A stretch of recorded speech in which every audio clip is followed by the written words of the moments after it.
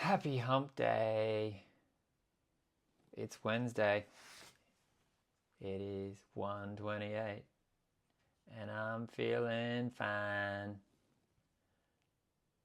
I'm gonna move today. I just thought of it now. Why not? Let's hook this mic on and go. I'm gonna move. Let's go somewhere different. Whoop, hang on. My apologies. Mix it up. I love the DJI mics. They excite me a little bit too much, some would say. Oh, it's been a good day. Feel relatively productive. I just got in a deep groove of ebook writing. I really got deep into the feeling of the memories that I was reflecting on. They were around Burning Man and drinking, and it was good to reflect on those times. There's some pretty special memories, and there was one especially around. I was just talking to drinking and why I chose not to drink, and then Burning Man and drinking there, and reflecting on that part of my life, and yeah, it gives me motivation to do what I do, I guess, too. It's like I can't start preaching this stuff to people in the world and then not embody it. And it's like I am different too. It's like embracing my uniqueness and drinking something that has consumed a lot of my time and money and doesn't serve me anymore. But it's really thinking on it, reflecting, and being like, that's why I do what I do. And yeah, I feel good when I get in that hole, not that hole, in the mindset of creativity, and feeling really feels good to be productive like that. It's yeah, it's been a good day. I went to Just Dance last night. I love it. It's such a good community of people, and there's a bit of resistance there to go, but I lean into that. And when I get there, it's like, oh, these are my people. They're such a good tribe of human beings, just conscious people. I thoroughly enjoy it. It's just freeing. Last night I really like. Each time I go, I get a bit better at it. My mind's like, thinking, and probably people around me. And it's like judgment and judging others, and then it's like I really let go at one point. Towards the end, it was just like it was just freeing, like really just feeling into the music and the rhythm and the flow and the energy, and it releases a lot of tension from the body as well. I think it's good for recovery, really. Like there's a lot of tension held when you're training and pushing pretty hard. And yeah, it was good. Felt good this morning. Woke up, ready to go. Went to the gym this morning, pushed some decent weights, and then I just had a moment like of celebrating me when I was in the change rooms, and I took a photo. I was just looking at my body, and it's like I'm uh, so content and like proud of where I'm at. I can achieve some really good results, and it's just I've had a bit of growth around the gym and training, and through Set the Standard and stuff that Corey talks about, and using it as like a meditation and trying to be really calm whilst in that environment. So stressing the body with resistance through weights, and then the time, being intentional with my time in between. This morning I forgot my earphones, but it's like I could let that ruin the experience, or it's like, oh, it's just a sign I just need to not have anything. And I left my phone in my bag, and it was actually really nice, like just to have that disconnect from the phone early in the morning still. I would normally listen to an audio book or something, and the phone follows you around, and it's good to just leave it in the bag. I was like, it's meant to be. I Yeah, just my ability to adapt to different challenging environments physically, and just looking at my body and where I'm at, and it was just like a holy shit moment. Like it was only not that long ago that I had like no muscle definition. I was just running flat out, not doing any gym work at all, and just so proud of like my body and how I look at the moment, and so content with it. And it's actually really nice, yeah, just to celebrate me. And it's like I'd do the hard work too, you know, like I don't just turn up looking like this. It takes discipline and dedication, and if I can do it, so can other people. We all have the time and ability and the potential. You just have to believe within self, and I'm doing it. I think when you feel it from the right source too, like with any physical activity, and it's the mindset behind it. It's like going into the gym,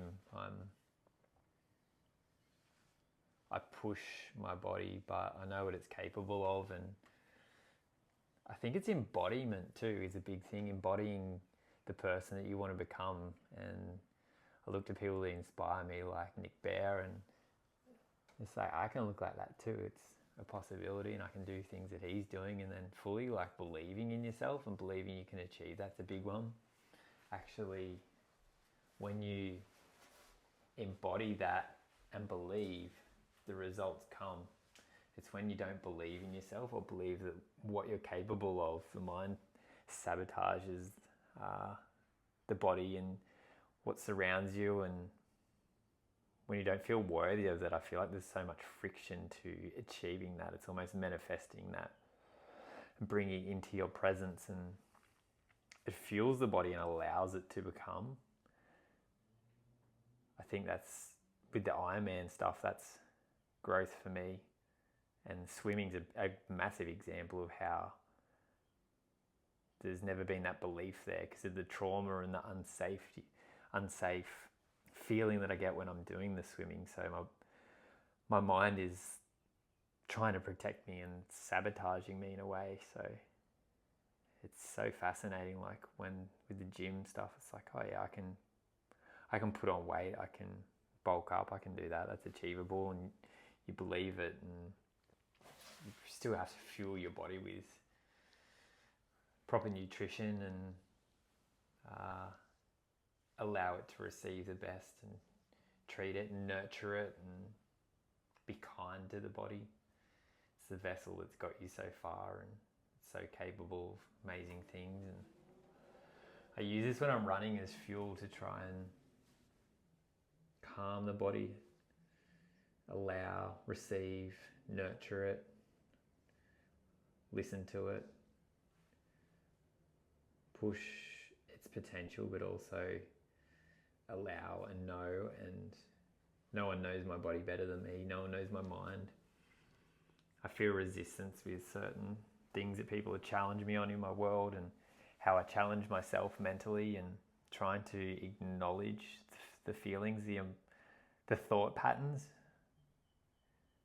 Even with romantic relationships, there's certain patterns and beliefs, and acknowledging those, seeing them, catching them earlier, and trying to be aware of them and not overthinking, allowing the mind to delve deeper into, and trying to think your way out of the patterns only digs you deeper. It's connecting with that, seeing it, being receptive and going, okay, this is not me, this is my thoughts. Coming back to the heart, letting the heart speak and lead the way, and listening to that intuition, and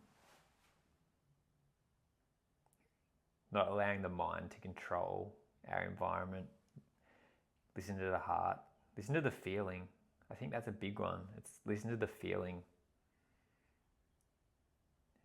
How do you feel with people, experiences? Feel into the feeling. It's like, how do I feel afterwards? Like once I've left the people, the places, the things, it's like, what's the feeling, not the emotion? Feel into it. I think I'm very receptive to, I know I'm very receptive to energy, and it's like follow the energy, don't follow the mind. The mind always analyzes. It tries to put people in boxes. We're constantly surveying our environment. We are analyzing, picking people, putting them in certain boxes. It's a way of making ourselves feel safe. If we can categorize people, we know where they're at, we know more about them. But in reality, we don't know anything. So it's like if you're at the gym and you see someone, it's like, is that person a threat? Are they friend, foe, or there's a third one.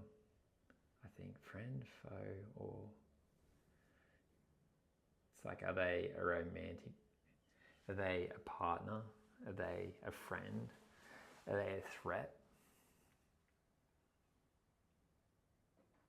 I've recognized patterns within relationships for myself, and I follow the heart, but the mind tries to keep me safe, and it analyzes a lot. It's always scanning the environment around me, trying to find a way to keep me safe, and certain aspects, certain things that pop up, and I'm like, interesting. It's easy to just run with them, and I know my mind tries to push people away. Relationships are something that have caused me pain. It's the fear of inflicting pain on others, but in fact it's the feeling of the pain within. It's hurting myself. That's where we're really running from. Making decisions that will hurt ourselves. That's where the pain lies, and that's what I have to come back to, and I follow my heart and the feeling, the emotion. And then the mind tries to sabotage me in a way. It's the roadblock, it's the thing that's creating all the chatter and the noise, and it's leaning into that and recognizing it and still following what feels right in the moment. That's all I can do. Like, I'm not perfect. All I can do is do what feels right in the moment. It may be right or wrong, I don't know, but that's part of the journey, isn't it? It's the unknown is still leaning in. Motivation is something that doesn't come from reading books, listening to podcasts. Motivation comes from taking action. I'm trying to narrow down my focus and put energy into relationships that serve me and people that I believe will contribute to my life and help me expand and grow and become a greater version of myself. With that comes certain relationships that I have to release the amount of energy that I put into those in order to put it into those that serve me. And we only have so much time and energy, and it's being specific with who we allow into our environments. And it feels really selfish, but not everyone's worthy of my time.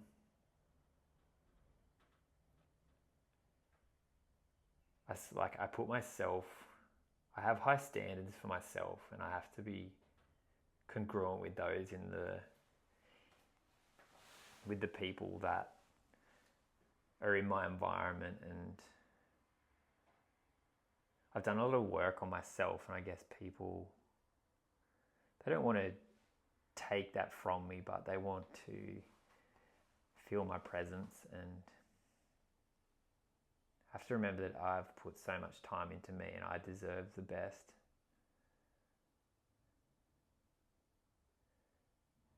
I feel like I'm insane this. I feel like I'm a dick, like I'm better than people, and it's not. I'm not better nor worse. We're all equal. I'm just reminding myself that I'm doing it for the right reasons, and I still connect with people on the street, you know, like all walks of life, and I still give them my time and presence, but it's the people that are in my day-to-day environment and allowing those people in, but also being aware of that doesn't serve me. And that comes back to not just relationships, but also things and emotions and, not emotions, just things and places and experiences. And saying no is hard, especially when you're living in this entrepreneurial world that I'm in. You want to say yes to everything, but there's power in saying no. Happy Wednesday, world.